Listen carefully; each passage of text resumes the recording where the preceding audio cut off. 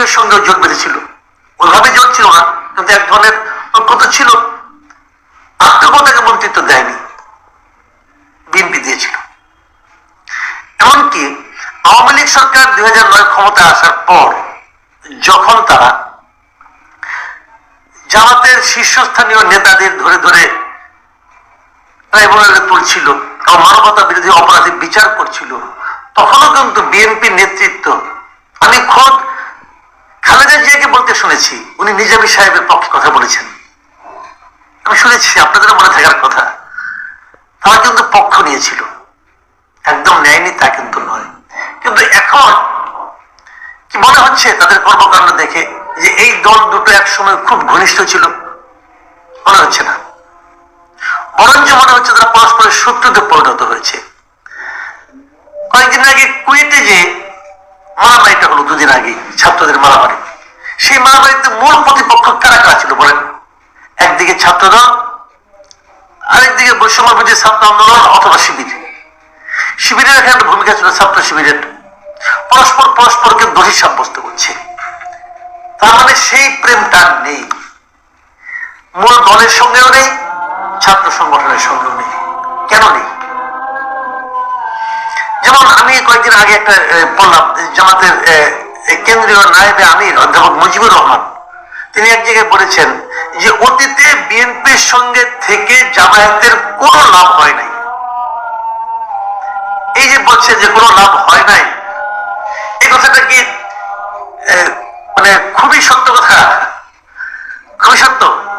তাহলে আপনারা যখন দুটো মন্ত্রিত্ব পেলেন, দুই জায়গায় মন্ত্রিত্ব করার সুযোগ পেলেন, ওটাকে আপনারা কি ক্ষতি হিসেবে ধরছেন?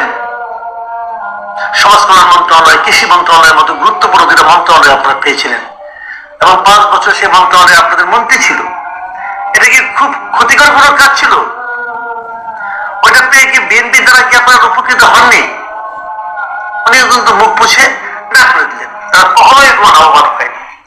আবার ধরুন, জামাত তো বিএনপিকে ক্ষমতায় যেতেও সাহায্য করেছে, সেই বিচারে বিএনপির কোনো জামাতের প্রতি কিছুটা কৃতজ্ঞ থাকা উচিত। মানে এই কৃতজ্ঞতা, এই লাভ ক্ষতি আসলে ভাইস ভার্সা। মানে তুমি আমার জন্য করেছো, আমিও তোমার জন্য করেছি। প্রতিটা আন্দোলন সংগ্রামে, হাসিনা বিরোধী আন্দোলন সংগ্রামে জামাত সারাক্ষণ দলের উপর ছিল, কোনো সন্দেহ নাই। কিন্তু জামাত যে আন্দোলনটুকু করেছে, যতটুকু করেছে, সেটার ক্রেডিটও কি বিএনপির কাছে যায়নি? গিয়েছে তো।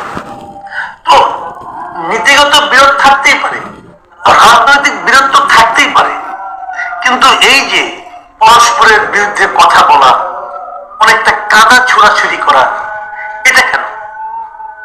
এর মাধ্যমে লাভটা কার হচ্ছে? দেখুন, কেবল জামাতের এই যে অস্বীকার করা তো মুজিবুর রহমানের কথা, আমি তাই না, আমি আরেকজনের কথা বলি। বিএনপির যুগ্ম মহাসচিব রুহুল কবির রিজভী, তিনি দুদিন আগে বলেছেন এক জায়গায় যে অঙ্গীকার রক্ষা করা এবং কৃতজ্ঞতা স্বীকার করা ইসলামের অন্যতম গুরুত্বপূর্ণ বিষয় হলেও জামাত সেই অবস্থানে নেই। এটি একটি মুনাফিকি দল, বিএনপির সঙ্গে সরকারের থেকে সব ধরনের সুযোগ সুবিধা নিয়ে এখন তারা বিরুদ্ধে কথা বলছে।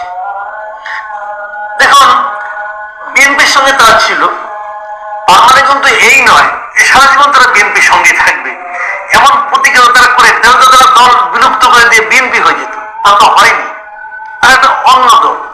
ওই সময়ে একটা ইস্যু ভিত্তিক ঐক্যের মাধ্যমে তারা একত্রে নির্বাচন করেছিল।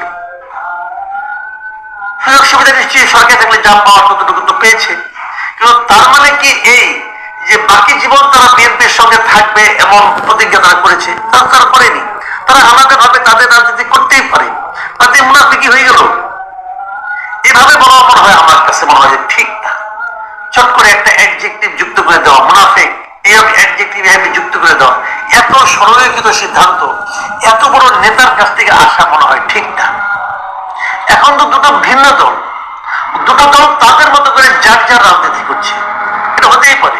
আমরা বরং বিশ্লেষণ করতে পারি যে কেন তাদের সেই প্রেমটা ভেঙে গেল। প্রেম ভাঙা তো অন্যায় কিছু না।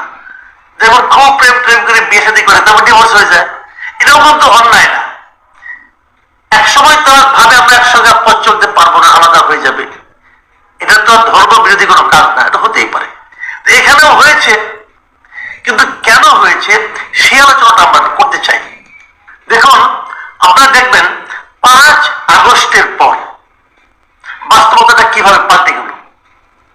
5 আগস্টের আগে থেকেই কিন্তু জামাতের আমির শফিকুর রহমান একবার একটা বলেছিলেন যে তাদের সঙ্গে এখন আর বিএনপি সে আগের ঐক্যটা নেই, ওই জোটটা নেই। তারা কিন্তু স্পষ্ট বলেছিলেন, অনেক আগে বলেছিলেন। বিএনপির পক্ষ থেকে কিছু বলা হয় নাই, কিন্তু জামাতের পক্ষ থেকে আগে বলেছিলেন, কারণ জামাত তখন বুঝে গিয়েছিলেন যে তাদের রাজনীতিটা তাদেরকে করতে হবে। তাদের এই বিপদ, তখন তারা বিপদে ছিলেন, এই বিপদে তাদেরকে কেউ সাহায্য করার নাই। সাহায্য বিএনপি কিভাবে করবে? বিএনপি নিজেও তো দূরের উপর ছিল, যাও ওনারা আগের থেকে ছিলেন না। কিন্তু 5 আগস্টের পরে আমরা কি দেখলাম? আমরা দেখলাম 5 আগস্টের পর সারা দেশের প্রত্যন্ত অঞ্চলে, আমি যতটুকু জানি, বিএনপির বিরুদ্ধে কিন্তু একটা অভিযোগ উঠছিল যে তারা আওয়ামী লীগের যারা চাঁদাবাজ ছিল তাদের জায়গাগুলো বিএনপি দখল করে নিয়েছে, এবং চাঁদাবাজি কিন্তু চলছে, এখনো চলছে, এবং সেগুলি বিএনপির লোকজনই নিচ্ছে। এটা অস্বীকার করার কোনো উপায় নাই।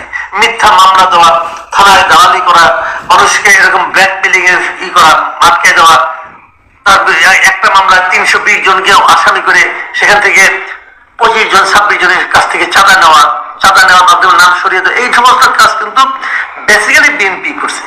কোনো কোনো জায়গায় জামাতের দু একটা নাম ছিল। কিন্তু বিষয়টা হলো জামাত যে এটাকে গ্লোরিফাই করে, গ্লোরিফাই ঠিক বলবো না, মানে আরো ফুলিয়ে ফাঁপিয়ে প্রচার করে নাই, তাও কিন্তু করেছে। ওটা আমি দেখেছি। জামাতের টেকনিক ছিল ডিফারেন্ট। তারা গুরুত্বপূর্ণ জায়গাগুলোতে নিজেদের লোক বসিয়েছে, এবং বিএনপি যা কিছু করছে সেটা সাধারণ মানুষের কাছে এক্সপোজ করে দিয়েছে, এবং এই দেওয়ার মাধ্যমে সাধারণ মানুষের মধ্যে কিন্তু বিএনপির প্রতি এক ধরনের গ্রহণযোগ্যতা ক্ষুণ্ণ হয়েছে। জামাত এই সুযোগটা নিয়েছে। কেন নিল এই কারণে যে এই ছাত্রদের যে আন্দোলন, সেই আন্দোলনে কিন্তু জামাত একটা গুরুত্বপূর্ণ ভূমিকা পালন করেছে। বিএনপি ছাত্র সংগঠনও করেছে, কিন্তু জামাত নেতৃত্বের কাছাকাছি ছিল।